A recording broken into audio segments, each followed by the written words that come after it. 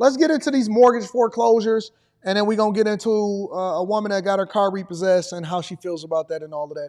Make sure y'all hit a like for the algorithm, subscribe to the channel, and turn on your notifications. And let me sign in to my meeting. In today's Money Watch, a warning to consumers about debt that may come back to haunt you. Potentially tens of thousands of homeowners are suddenly facing possible foreclosure after making mortgage payments on time for years. National consumer correspondent Usher Qureshi is here with what you need to know about so-called zombie mortgages. Usher, good morning. Good morning, Nate. Well, if you've ever taken out a second loan on your home, you could end up with something that turns into a zombie mortgage. This can happen when you lose track of your loans and your lender isn't sending you statements regularly, making sure you pay on time. You miss payments, that adds up, and then the debt collector can come after your home. This is gorgeous. Thank you. Your little sanctuary. Sanctuary, yes. After this Iraq War veteran came home to California, she built her own tranquil backyard getaway to find a little peace after years in a battle zone. And what do you use this space for? Meditation, for sure. A home she calls the heart of her family. But last year, after more than a decade of paying her mortgage on time, Laverne Simmons found out she could lose it all. Were you surprised when you got that notice of default 10 years after you got your loan modification? Definitely. I haven't been late or asked for a payment arrangement or anything. When Simmons took out a second mortgage in 2014, she believed her new monthly payment covered both her original mortgage and her second. But she was mistaken. When you buy a house, federal law requires your lender to send out periodic statements so you know how much you owe. Simmons says over 10 years on her second mortgage, she never got one. With interest and late fees piling up, her original $65,000 loan ballooned to more than $140,000. She has to pay up or lose her home. They were ready to strike, like a snake, you know? They was waiting for the right moment. Her loan servicer, Real Time Resolutions, recently settled a class action lawsuit with a different homeowner who claimed she'd been foreclosed on without ever receiving the required monthly statements. RTR denied wrongdoing and told us they aren't interested in speaking with us. It's been pure hell.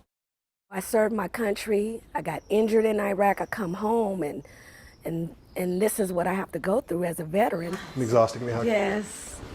She turned to California realtor Rich Sherman, who says he's seen it happen to more than 100 homeowners like Simmons. Now he's helping some of them fight to keep their homes. Now what happens is the debts get sold in the secondary market to these, what I call vulture capitalists, who buy these things for pennies on the dollar, and then they turn around and they try to enforce the full face value of the loan, including all the back interest, all the back penalties, and everything else. How is this? So basically what they're doing is when people then take out a second mortgage, because it's not uncommon for a mortgage to get sold. Well, Anton, what do you mean it's not uncommon for a mortgage to get sold?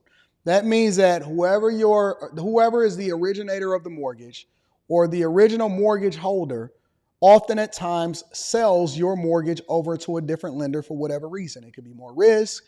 They may want to remove it off the books. It may be more fee-based. It may be more long-term based. It may be a partnership where a larger bank often at times buys the mortgages because they don't want to be a part of the origination process, or maybe they have a process that's a part of the origination, but they want to make more money and they want to add more to their balance sheet. And so as a result, these mortgages get sold on a regular basis. It's not uncommon for you in the middle of a mortgage or in the middle of whatever it is that you're doing. You could be 5 years in, you could be 2 years in, you could be 1 year in, you could be 15 years in, for your mortgage to then get sold over into another lender and it still has the same original terms. It's not uncommon.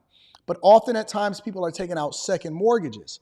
And so what happens is these second mortgages are then taken out and you automatically think that that becomes a part of the whole payment that you're making on the mortgage for your home.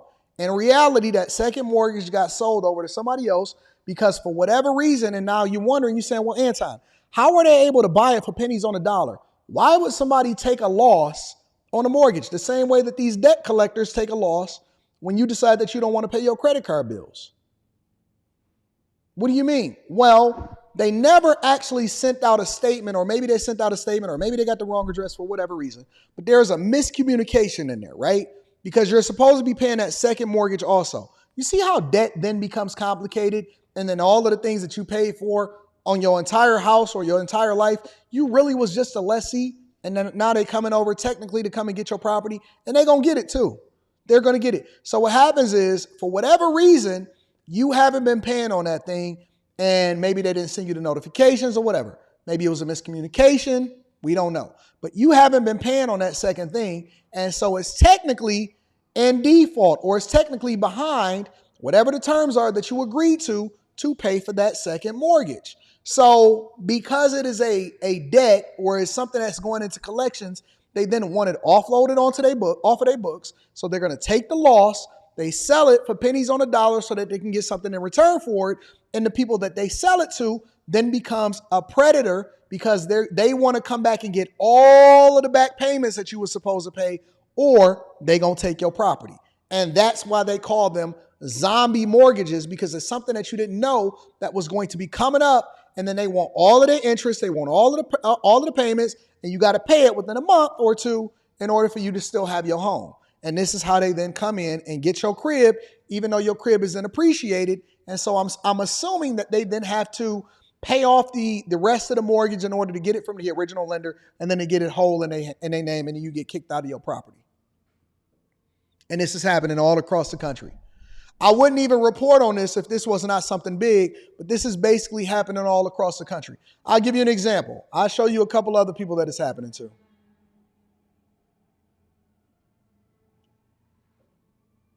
I received a letter notifying me that I owed them over $180,000.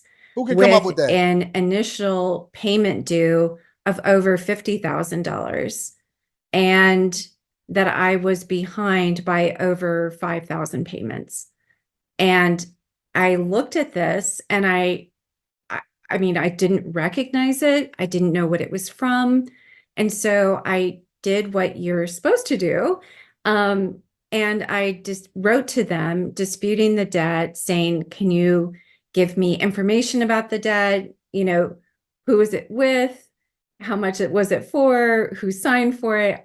I thought all of this was fraud because there's so many scams. Shortly thereafter, I received a packet from them saying that this was their proof, and it was a old second mortgage note that I had signed when I purchased my house in 2006, and a brief accounting of 4 months.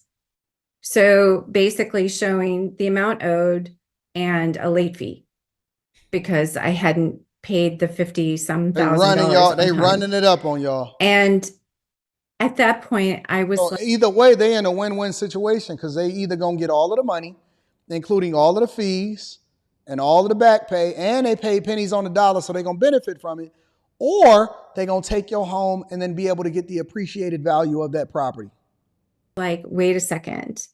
This loan was charged off when I modified. Like, what is going on here? Back in 2009, I had to modify my loan. Yep. I was going through a divorce. Yep. I had 2-year-old twins. And so I went in for a modification. And fortunately, I was able to modify my loan by 2010. And I've been paying that modified loan ever since. So, and it was my understanding that the first and the second were modified together because the balance went up. Nope. Read your paperwork. And I've faithfully been making those payments ever since. I have received no documentation, no statements, no anything about this loan since 2009. So from 2009 till February of 2024, I had not received any type of communication about this loan. It's predatory. And, you know, I mean, that's a fairly lengthy amount of time. 15 years is a pretty lengthy amount of time. I assumed that it was modified with my first mortgage. Assumptions does not make the rule, and they are going to come and take your property. But see, I see a lot of y'all saying, well, it's because it's a single woman tax. It's a single mother tax. It's a single baby mama tax. Okay, well, then I'll give it to you this way then. How about this guy? I was born in Mexico. At the age of 9, I was brought to the United States by my parents. I grew up in Santa Barbara County, attended local schools there, graduated from Santa Barbara City College, and got my bachelor's degree from California Coast University in psychology. I've been working for the Santa Barbara Probation Department for 24 years as a institution officer. What was happening before things started to unravel? Just starting to do my normal things, went out to check out my mail, and the sheriffs were waiting for me outside the door. And that's when they evicted me. Did you have any idea that this was coming? No, I had no idea. No idea.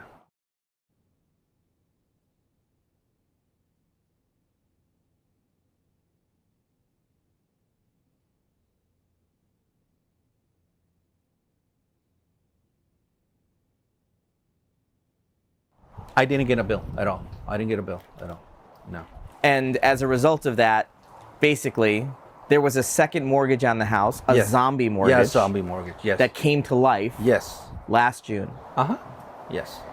And do you think this was fair? It's not fair. It was unfair the way they did it and the way that I was evicted. And it's like, okay, I'm just gonna walk away. And even my kids said, "Are you gonna leave everything behind?" I said, "There's nothing I can do, son. Do you want me to get shot? No, I'm just gonna walk away. My life is worth more than what I'm gonna lose."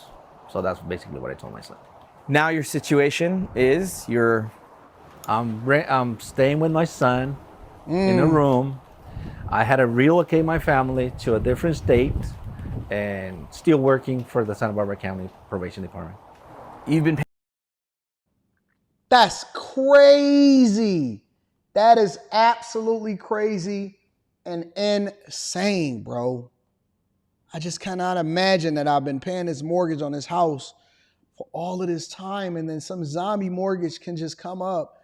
And though I've never gotten any kind of notification, and there is some responsibility on the part of the homeowners, that they can just take your crib after you've been paying all of this time, and you just got to walk away and go and stay in a house with your son, and then keep paying for your family to relocate into a different state because you can't even afford to buy another crib in the place where you live at. So I say all that to say, be very, very careful. Be careful, read all of your paperwork. If you don't understand it, get somebody else to help you with it. Stop doing all of these second refis and all of this stuff. I'm going to pull the money out of it. If you can, join the Bag Chasers. We have conversations about how it is that you can leverage your assets in order to continue to snowball, reverse snowball into paying off your mortgage early. And we have completely different conversations. That's very much a sad story. And it's unfortunate. Let me read.